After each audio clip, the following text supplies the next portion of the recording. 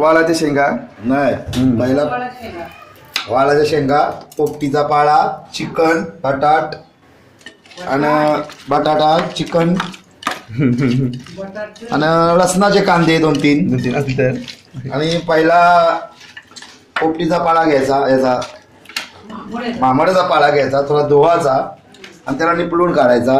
निपळून काढल्यानंतर पिळून काढायचा. नंतर शेंगा घ्यायच्या, पावटा किंवा वाळ घ्यायचा, त्याला थोडं तेलामध्ये भिजवून टाकायचा. नंतर त्याच्यावर हळद मसाला टाकायचा, थोडा चवीनुसार मीठ टाकायचा आणि त्याला असं एकदम एकजीव करायचा. नंतर चिकन घ्यायचा, चिकन मध्ये बटाटे टाकायची, बटाटे टाकल्यानंतर त्याला एकदम मिक्स करायचा. मिक्स केल्यानंतर तो 2 लसणाचे कांदे, मॅडम 2-3 लसणाचे कांदे घ्यायचे, मीठ घ्यायचा.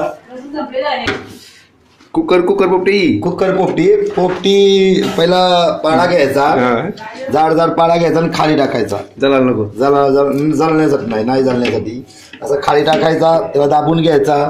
नंतर थोडा असं लावून घ्यायचं, दाबून झाल्यानंतर त्याच्यावर थोड्या शेंगा टाकायच्या, वालाच्या शेंगा टाकायच्या. अशा वालाच्या शेंगा टाकल्या का नंतर त्याच्यामध्ये थोडासा चिकन, बटाटा, लसूण टाकायचा.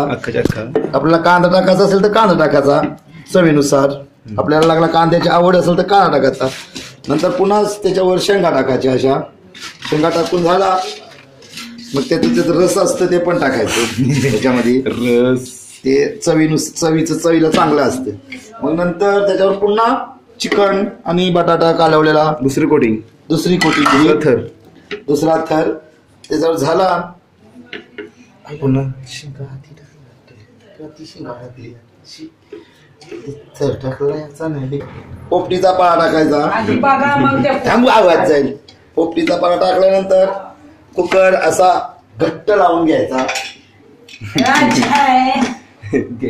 कुकर घट्ट लावून झाला याच्या स्लो ठेवून 3 घ्यायच्या, फास्ट ठेवून 4 घ्यायच्या.